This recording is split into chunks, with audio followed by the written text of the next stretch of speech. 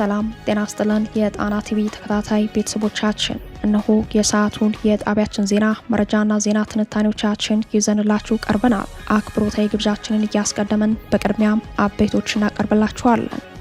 የፋኖ ኃይሎች በጎጃም ከአገዛዙ ጦር ጋር ባደረጉት ውጊያ መጠነ ሰፊ ጉዳት መመዝገቡ ተሰምተዋል። በዚህ ለሰዓታት በዘለቀው ውጊያ 86 የጥምር ጦሩ አባላት መውደቃቸው የጉዳት መጠኑ የከፋ መሆኑን ያሳየ ሆኗል። ከተማዋ በፋኖ ኃይሎች ቁጥጥር ስር ገብታለች። የመከላከያና የፖሊስ መኮንኖች በውጊያው ሕይወታቸው አልፈዋል። የከተማው እስር ቤት ተሰብሮ የፖለቲካ እስረኞች ነፃ እንደሆኑም ተሰምተዋል። ቀዳሚው የግንባር መረጃችን ነው።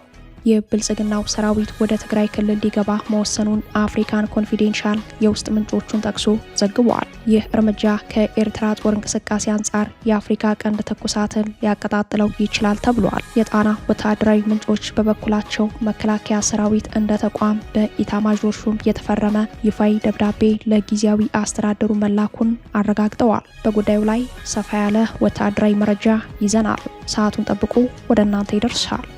የብልጽግናው አገዛዝ ገመና ለሚሰማው ግራ የሚያጋባ ሆኗል። አገዛዙ ከሰሞኑ በከባድ የሙስና ወንጀል ጠረጠርኳቸው በሚል በቁጥጥር ስር የዋላቸውን ባለስልጣናት በእስር ቤት ሳይሆን ቅንጡ ቪላ ቤት ተከራይቶ ማስቀመጡ አነጋጋሪ ሆኗል። ይህም ሌላኛው መረጃችን ነው። ኢራን ወሳኝ ወታደራዊ አመራሯን በእስራኤል የአየር ጥቃት አጥታለች። የእስራኤሉ ጠቅላይ ሚኒስትር ቤንያሚን ኔታንያሁ በድል በታጀበ ስሜት የኢራንን የሽብር አገዛዝ ኢላማዎች በብርቱ መምታታችንን እንቀጥላለን ብለዋል። ትራምፕ በበኩላቸው ከኔታንያሁ የተለየ ሀሳብ አራምደዋል። ለሰዓቱ የመረጥንላችሁ ዜና ትንታኔያችን ነው። እነዚህንና ሌሎቹን ይዘናል። አሁን ወደ ዝርዝር መረጃዎቹ እናምራለን።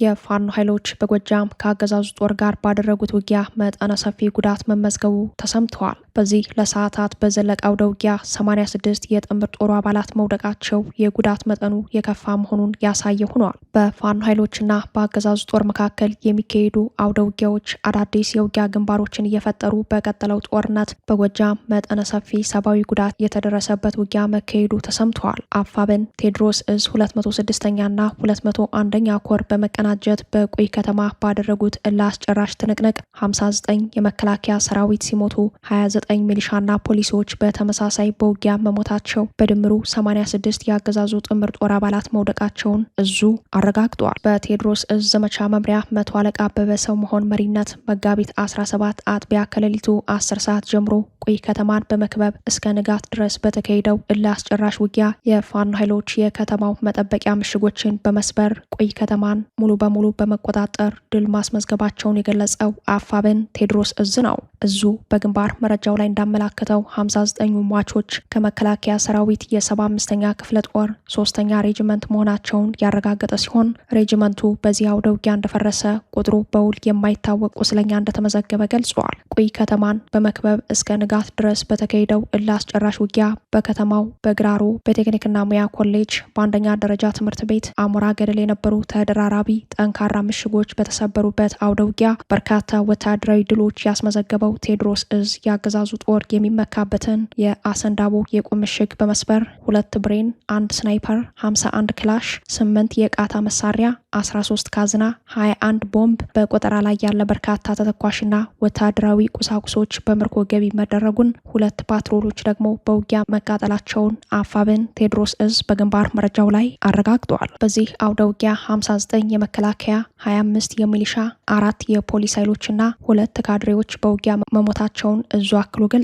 በዚህ አውደ ውጊያ የከተማው እስር ቤት ተሰብሮ የፖለቲካ እስረኞች ነፃ እንደሆኑም ተሰምተዋል። ኢንስፔክተር የጸዳ ወንዴ ወንጀል መከላከል ኃላፊ፣ ነግሬው ሰውነት፣ ካሳ ታምሩና ምኔ ሰውነት የተባሉ የከተማው የፖሊስ አመራሮች እንደሚገኙበት የገለጸው እዙ 2 የመቶ አለቆች ከተገደሉ የጦር መኮንኖች ይገኙበታል ብለዋል። በዚህ ጠንካራ ፍልሚያ የ206ኛ ኮርና የ201ኛ ኮር የጦር አመራሮች የክፍለ ጦር መሪዎች ጋር በመናበብ ውጊያውን እንደመሩት ታውቋል።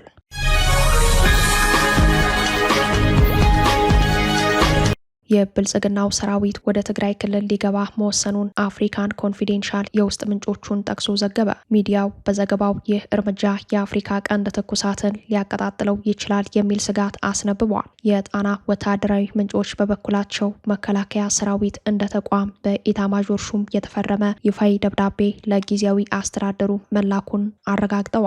የሰሜን ኢትዮጵያ ወታደራዊ ውጥረት በከፍተኛ ደረጃ በጨመረበት በዚህ ወቅት አፍሪካን ኮንፊዴንሻል የውስጥ ምንጮቹን ጠቅሶ ይዞት የወጣው ዘገባ ወታደራዊ ውጥረቱን ወደ ጦርነት ግንባር ሊያሻግረው የሚችል ነው ተብሏል። እንደ ዘገባው ከሆነ የመከላከያ ሰራዊት ወደ ትግራይ እንደሚገባ ለትግራይ ባለስልጣናት አስታውቋል። አፍሪካን ኮንፊዴንሻል ለጉዳዩ ቅርበት ያላቸው ምንጮች ነገሩኝ ሲል በወጣው ዘገባ የፌዴራሉ መንግስት በትግራይ ያሉ የመከላከያ ካምፖችን ለመቆጣጠር ሰራዊቱን ወደ ክልሉ እንደሚያሰማራ ለክልሉ ኃላፊዎች አሳውቋል ብሏል። ይህ እርምጃ የአፍሪካ ቀንድ ትኩሳት ሊያቀጣጥለው ይችላል የሚል ስጋት እንደፈጠረም ዘገባው አስነብበዋል። ከሁለት ቀናት በፊት አፍሪካን ኢንተለጀንስ ይዞት በወጣው ሌላኛው ዘገባ ላይ በጄኔራል ኢዮብ ፍሳሐ የተመራና ሌሎች ከፍተኛ ወታደራዊ መኮንኖችን ያካተተው የኤርትራ ጄኔራሎች ልዑካን ቡድን በመቀሌ ከተማ ከህወሓት ወታደራዊ አዛዦች ጋር ሚስጥራዊ ስብሰባ ማካሄዳቸውን መዘገቡ ይታወሳል። በጉዳዩ ላይ አፍሪካ ኢንተለጀንስ ዝርዝር ወታደራዊ መረጃውን ባጋራበት ዘገባ በኤርትራ በኩል የተደረገው ድንገተኛ ወታደራዊ ጉዞም ሆነ ወታደራዊ ስብሰባውን ለማካሄድ ውሳኔ የተሰጠው በአሰብ ጉዳይና አብይ አህመድና አገዛዛቸው በኤርትራ መንግስት የፈጠሩበት የወረራ ስጋት ተከትሎ መሆኑን አብራርተዋል። በጄኔራል ኢዮብ ፍሳሐ የተመራና ሌሎች ከፍተኛ ወታደራዊ መኮንኖችን ያካተተው ወታደራዊ ልዑካን ቡድን በመቀሌ ከክልሉ የሰላምና ጸጥታ ቢሮ ኃላፊ ሌተናል ጄኔራል ፍስሐ ኪዳኑና የህወሓት ወታደራዊ አዛዦች ጋር ወታደራዊ ስብሰባ ማድረጋቸውን የሚያመላክት ዘገባ በወጣ በሁለት ቀናት ልዩነት አፍሪካን ኮንፊዴንሻል ምንጮቹን ጠቅሶ ይዞት የወጣው ዘገባ ውጥረቱን የሚያባብስ ሆኗል።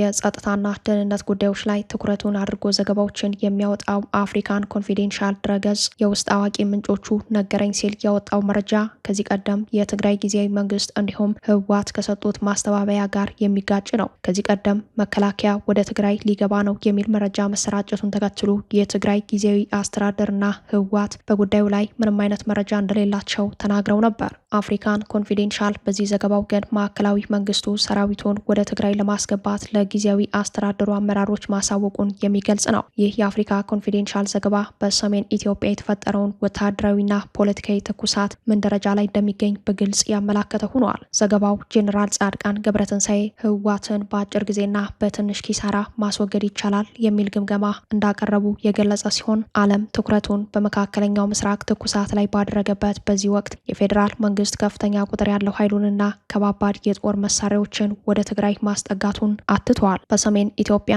አዲስ ግጭት ከተቀሰቀሰ ሁለት አይነት ውጤት ሊኖረው እንደሚችል የሚጠቅሰው የአፍሪካ ኮንፊዴንሻል ዘገባ ምናልባትም አስመራ ያለውን መንግስት እስከ መገልበጥ የሚደርስ ውጤት ሊኖረው ይችላል የሚለው አንዱ ነው። እርምጃው ከከሸፈ ደግሞ በኢትዮጵያ የትጥቅ ትግል ላይ ያሉ ኃይሎች እንቅስቃሴ እየጠነከረ የሚሄድበትን እድል ሊፈጥር ይችላል በማለት የጦርነቱ ውጤት ለራሱ ለአብይ አህመድ አገዛዝ ያልተጠበቀ መዘዝ እንደሚያስከትል አመላክተዋል። የጣና የዘወትር ወታደራዊ ምንጮች በበኩላቸው መከላከያ ሰራዊት እንደ ተቋም በኢታማዦር ሹም ብርሃኑ ጁላ የተፈረመ ይፋዊ ደብዳቤ ለጊዜያዊ አስተዳደሩ መላኩን አረጋግጠዋል። ሆኖም ኢታማዦሩ ፈርመው የላኩት ደብዳቤ ከአንድ ወር ቀደም እንደሚል አስታውሰዋል። የብልጽግና ውጭ ጉዳይ ሚኒስተር በየካቲት ወር መጀመሪያ ላይ ለአስመራው ገዢ የውጭ ጉዳይ ሚኒስተር ኦስማን ሳልህ በጻፈው ይፋዊ ደብዳቤ የኤርትራ ሰራዊት ቀድሞ ከነበረበት የድንበር ይዞታ አልፎ ወደ ኢትዮጵያ ግዛት ዘልቆ በመግባት ወረራ ፈጽሟል የሚል ክስ ማቅረቡ ይታወሳል። ይህ ደብዳቤ በተጻፈበት ሰሞን የብልጽግናው ኢታማዦር ብርሃኑ ጁላ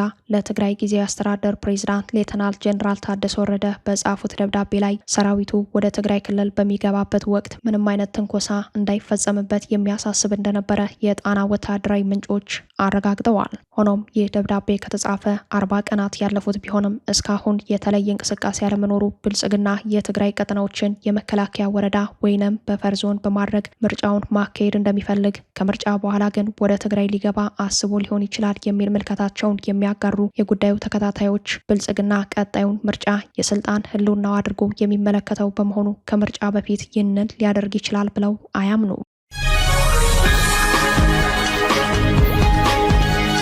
የብልጽግናው አገዛዝ ገመና ለሚሰማውም ግራ የሚያጋባ ሆኗል። አገዛዙ ከሰሞኑ በከባድ የሙስና ወንጀል ጠረጠርኳቸው በሚል በቁጥጥር ስር የዋላቸውን ባለስልጣናት በእስር ቤት ሳይሆን ቅንጡ ቪላ ቤት ተከራይቶ ማስቀመጡ አነጋጋሪ ሆኗል። በኢትዮጵያ ዘመናዊ የፖለቲካ አመራር ታሪክ ውስጥ በአምባገነናዊ የጥናት መስክም ሆነ በምዝበራ ሁኔታዎች ደረጃ ንጽጽራዊ አቻ የማይገኝለት አገዛዙ ነዳጅ መዝብራቸዋል በሚል በቁጥጥር ስር የዋላቸውን ባለስልጣናት በእስር ቤት አስቀምጦ ምርመራውን ማጠናቀቅ ሲጠበቅበት አገዛዙ ግን በወር 50 ሺህ ብር ይከፈልበታል በተባለ ቅንጡ ቪላ ቤት ማስቀመጡ ተሰምተዋል። እንደ መረጃው ምንጮች ዘገባ በቅርቡ ከነዳጅ አቅርቦት ሙስና ጋር በተያያዘ ተይዘው የነበሩ የመንግስት ባለስልጣናት ወደ ደብረ ዘይት ከተማ ተወስደው ቁርቁራ ፖሊስ ጣቢያ ፊት ለፊት በሚገኝ የግል ቪላ ቤት አስቀምጧቸዋል። እንደ እስረኛ ሳይሆን እንደ ማንኛውም ነዋሪ እየኖሩ ነው። የመረጃው ምንጮች አክለውም ሹመኞቹ እንደ እስረኛ ሳይሆን እንደ ቱሪስት የተቀመጡበትን መኖሪያ ቤት መንግስት ከግል ባለንብረቱ በ50 ሺህ ብር ወርሃዊ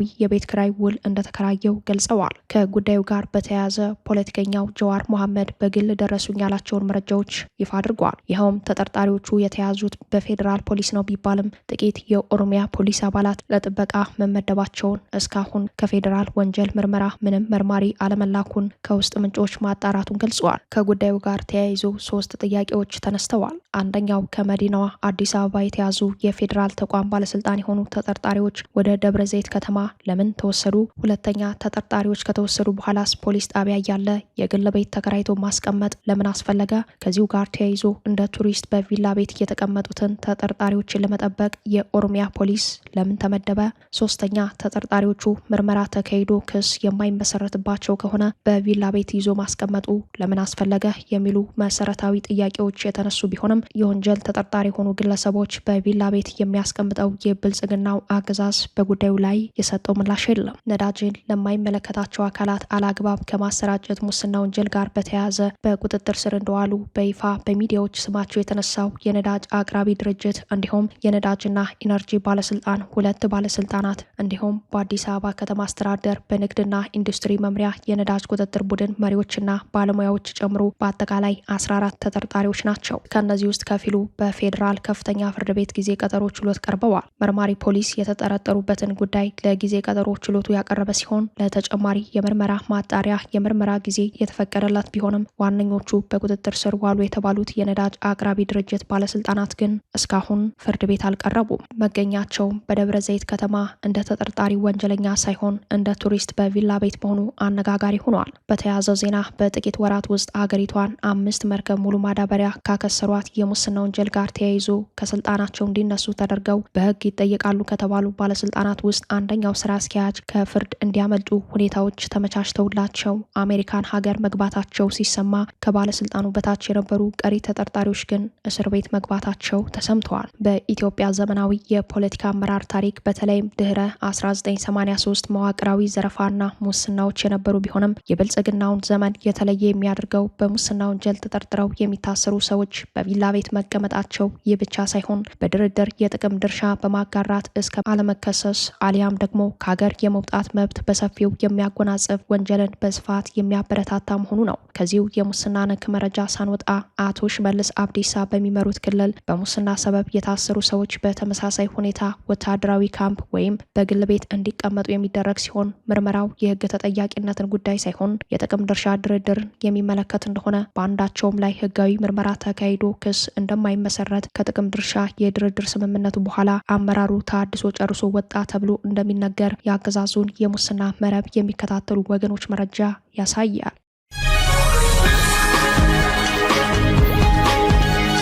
ኢራን ወሳኝ ወታደራዊ አመራሯን በእስራኤል የአየር ጥቃት አታለች። የእስራኤሉ ጠቅላይ ሚኒስተር ቤንያሚን ኔታንያሁ በድል በታጀበ ስሜት የኢራንን የሽብር አገዛዝ ኢላማዎች በብርቱ መምታታችንን እንቀጥላለን ብለዋል። ትራምፕ በበኩላቸው ከኔታንያሁ የተለየ ሀሳብ አራምደዋል። אנחנו ממשיכים לתקוף בעוצמה את המטרות של משטר הטרור האיראני. የእስራኤሉ ጠቅላይ ሚኒስተር ቤንያሚን ኔታንያሁ በዚህ የዕብራይስጥ ንግግራቸው እያሉ ያሉት ትናንት ምሽት የአብዮታዊ ጥበቃ የባህር ኃይል አዛዥን አስወግደናል። ይህ ሰው ብዙ ደም በላዩ ላይ አለበት። በተጨማሪም የሆርሙዝን የባህር ወሽመጥ የመዝጋት ዘመቻውን የመራው እሱ ነበር። ይህ በእኛና በጓደኛችን ዩናይትድ ስቴትስ መካከል ያለው ትብብር ሌላው ምሳሌ ነው። ይህም የጦርነቱን ዓላማዎች ለማሳካት የሚደረገው የጋራ ግብ ነው ሲሉ በድል አድራጊነት ስሜት መልእክታቸውን አስተላልፈዋል። አስታውቀዋል። ሀገራቸው በኢራን ላይ የምታደርገውን ወታደራዊ ጥቃት በሙሉ ኃይሏ አጠናክራ መቀጠሏንም አረጋግጠዋል። ጠቅላይ ሚኒስተሩ ይህንን የተናገሩት የእስራኤል ጦር የኢራን እስላማዊ አብዮታዊ ዘብ የባህር ኃይል ዋና አዛዥ የሆኑትን አሊሬዛ ታንግሲሪን መገደሉን ይፋ ባደረጉበት አጭር የቪዲዮ መግለጫቸው ላይ ነው። ኔታንያሁ በዚህ ንግግራቸው የኢራን የሽብር ስርዓት ኢላማዎችን በሙሉ አቅማችን መምታታችንን አሁንም ቀጥለናል፣ ቀሪዎችንም ከምድረ ገጽ እናጠፋለን ነው ያሉት። ተንታኞች እንደሚያስረዱት ይህ ወሳኝ ወታደራዊ እርምጃ የሚያሳየው እውነታ እስራኤልና አሜሪካ የኢራንን እስላማዊ አብዮታዊ ስርዓት ከመሰረቱ ለማዳከም የሀገሪቱን ከፍተኛ የጦር መሪዎች በማደን ከምድረ ገጽ ለማጥፋት ማተኮራቸውን ነው። በተለይም የሆርሙዝን ሰርጥ የዘጋውን የባህር ኃይል አዛዥ መግደላቸው ጥቃቱ ወታደራዊ ብቻ ሳይሆን የዓለምን የነዳጅ ንግድ መስመር በኃይል ለማስከፈት ያለመ ጂኦ ፖለቲካዊና ኢኮኖሚያዊ ስትራቴጂን ያነገበ መሆኑን በግልጽ ያመላክታል። ኔታንያሁ በዚህ መግለጫቸው ላይ ያመላከቱት ሌላኛው እውነታ ይህ የተሳካ የግድያ እርምጃ እስራኤልና አጋሯ አሜሪካ የጋራ የጦርነት ግባቸውን ለማሳካት እያደረጉት ላለው የጠበቀ ትብብርና ቅንጅት አይነተኛ ማሳያ መሆኑን አበክረው መግለጻቸው የቀጠናው ጦርነት በአሜሪካ ሙሉ ይሁንታና ቀጥተኛ ተሳትፎ እየተመራ መሆኑን ያረጋገጠ ሆኗል። ይህ በእንዲህ እንዳለም የአሜሪካው ፕሬዝዳንት ዶናልድ ትራምፕ የኔታንያሁን የኢራን አመፅ ጥሪ ውድቅ ማድረጋቸው ጦርነቱ ከተጀመረ በኋላ የጎላ የሀሳብ ልዩነት ያሳዩበት ትልቁ ክስተት ሆኗል። በአሜሪካው ፕሬዝዳንት ዶናልድ ትራምፕና በእስራኤሉ ጠቅላይ ሚኒስተር ቤንያሚን ኔታንያሁን መካከል የተደረገ የስልክ ውይይት ከፍተኛ መነጋገሪያ ሆኗል። እንደ ዘገባዎች ከሆነ ኔታንያሁ የኢራን ሕዝብ በመንግስታቸው ላይ አደባባይ ወጥቶ አመፅ እንዲያደርግ ጥሪ እንዲተላለፍ ያቀረቡትን ሀሳብ ትራምፕ በጽኑ ተቃውመዋል። እንደ አክሲዮስ ዘገባ ኔታንያሁ በኢራን ያለውን ወቅታዊ አለመረጋጋት በመጠቀም ስርዓቱን ለመገልበጥ የእድል መስኮት ተከፍቷል የሚል እምነት አላቸው። ሆኖም ፕሬዚዳንት ትራምፕ ለዚህ ጥያቄ የሰጡት ምላሽ አስደንጋጭ ነበር። ሰዎች አደባባይ ወጥተው እንዲገደሉ ለምን እንገፋፋቸዋለን ሲሉ ስጋታቸውን ገልጸዋል። የኢራን ህዝብ እንዲያምጽ ማነሳሳት የጦርነቱ አንዱ ስትራቴጂካዊ ግብ መሆን አለበት ብለው የሚያምኑት ኔታንያሁ ለኢራን ህዝብ ተደጋጋሚ የአመፅ ጥሪ በማቅረብ ላይ ናቸው። ትራምፕ በበኩላቸው እንዲህ አይነቱን ጥሪ በኢራን የጸጥታ ኃይሎች አማካኝነት ከፍተኛ ጭፍጨፋ ሊያስከትል ይችላል የሚል አዲስ የስጋት አቋም ይዘው ብቅ ብለዋል። ይህም ጦርነቱ ከተጀመረ ወዲህ በሁለቱ መሪዎች መካከል ከታዩ የሀሳብ ልዩነቶች ዋነኛ ሆኖ ተመዝግቧል። ከዚህ ጋር ተያይዞ የአሜሪካ የስለላ ተቋማት የኢራን መንግስት አሁንም በስልጣን ላይ የመቆየት እድሉ ከፍተኛ መሆኑን ለፕሬዝዳንቱ ማሳወቃቸው ተገልጿል። በኢራን ውስጥ በዋጋ ግሽበትና በፖለቲካዊ አለመረጋጋት ምክንያት ቀደም ብለው በተነሱ ተቃውሞዎች እስከ 30 ሺህ የሚደርሱ ሰዎች ሳይገደሉ እንዳልቀረ የሰብአዊ መብት ተሟጋችና የሕክምና ባለሙያዎች ይገምታሉ። ኔታንያሁ ግን አሁንም የኢራን ህዝብ በአደባባይ አመፅ እስላማዊ አብዮታዊ አገዛዙን እንዲጥልላቸው ጥሪ ማቅረባቸውን ቀጥለዋል። ትራምፕ የነዳጅ ዋጋ መናርን ተከትሎ በሀገር ውስጥ የሚደርስባቸውን ጫና ለመቀነስ ለኢራን የ15 ነጥብ የሰላም እቅድ ቢያቀርቡም ቴሄራን እስካሁን በቀጥታ ለመደራደር ፈቃደኛ አልሆነችም። በሌላ መረጃ ካለፉት 3 ቀናት ወዲህ በፓኪስታን፣ ግብጽና ኳታር ዲፕሎማቶች በኩል የተናጠል ድርድር እንደተጀመረ ያልተረጋገጡ መረጃዎች በመውጣት ላይ ናቸው።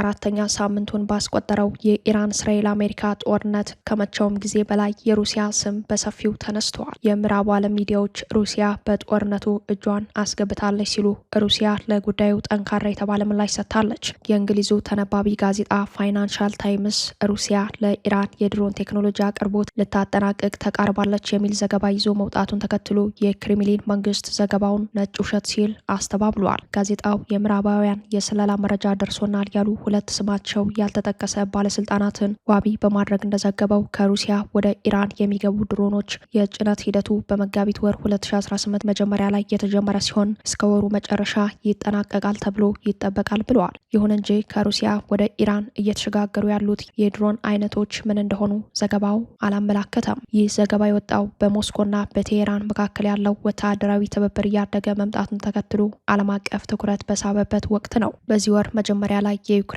ፕሬዝዳንት ዘለንስኪ ኢራን በመካከለኛው ምስራቅ የሚገኙ የአሜሪካ የጦር ሰፈሮችን ለማጥቃት በሩሲያ የተሰሩ ሻሄድ ድሮኖችን መጠቀሟ 100% እውነት ነው ሲሉ ተናግረው ነበር። ይህም በሁለቱ ሀገራት መካከል የነበረው የድሮን ቴክኖሎጂ ልውውጥ አቅጣጫውን መቀየሩ የሚያመላክት ነው ተብሏል። እንደ አትላንቲክ ካውንስል የጥናት ተቋም ገለጻ ከሆነ ሩሲያና ኢራን ከ2014 ጀምሮ የድሮን ቴክኖሎጂንና የማምረት ጥበባትን ሲለዋወጡ ቆይተዋል። ሩሲያም በመጀመሪያ በኢራን የበለጸገው የሻሄድ ድሮን ኢራን የራሷን ስሪት ማምረት መጀመሯ ይታወቃል። ባለፈው ሳምንት ዎል ስትሪት ጆርናል ሩሲያ ለኢራን የሳተላይት ምስሎችንና የላቀ የድሮን ቴክኖሎጂን እያቀረበች መሆኑን ዘግቦ ነበር። ይሁን እንጂ የክሬምሊን ቃል አቀባይ ዲሚትሪ ፔስኮቭ ለጋዜጠኞች በሰጡት መግለጫ የፋይናንሻል ታይምስ ዘገባ መሰረተ ቢስ መሆኑን ነጭ ውሸት ሲሉ ገልጸውታል። በመገናኛ ብዙኃን የሚሰራጩ ብዙ ውሸቶች አሉ፣ ትኩረት አትስጧቸው ሲሉ ቃል አቀባዩ ጠንካራ ምላሽ ሰጥተዋል። የፋይናንሻል ታይምስ ዘገባ ግን የምዕራባውያን የስለላ ባለስልጣናትን ጠቅሶ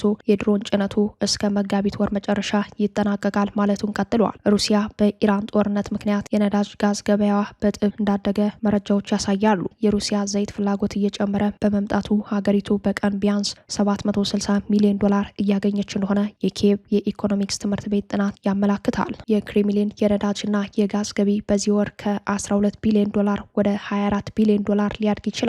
ይህ ጭማሪ በነዳጅ ዋጋ መናርና በአሜሪካ ማዕቀብ ማቃለያ የተነሳ ነው። የሩሲያ የነዳጅና የጋዝ ገቢ በጦርነቱ ምክንያት በዚህ ዓመት 215.5 ቢሊዮን ዶላር ሊደርስ እንደሚችል ይገመታል። ይህም ከጦርነቱ በፊት ከታሰበው 63% ከፍ ያለ ነው። ክቡራትና ክቡራን ቤተሰቦቻችን ለሰዓቱ የተሰናዱት መረጃዎቻችን እየተከታተሏችኋቸውን ይመስሉ ነበር። አብራችሁን ስለቆያችሁ ልባዊ ምስጋናችን ይድረሳችሁ እያለን የጣና ቲቪ ወቅታዊ ዜናዎች፣ ትንታኔዎችና ልዩ ልዩ ፕሮግራሞች እንዲደርሷችሁ ቻናላችን ሰብስክራይብ በማድረግ ቤተሰብ ይሁኑ። በተሳትፎ የትግል ሚዲያውን እንዲያጠናክሩ ጥሪያችን እናቀርባለን። ጣና ቲቪ ከሀቅ ጋር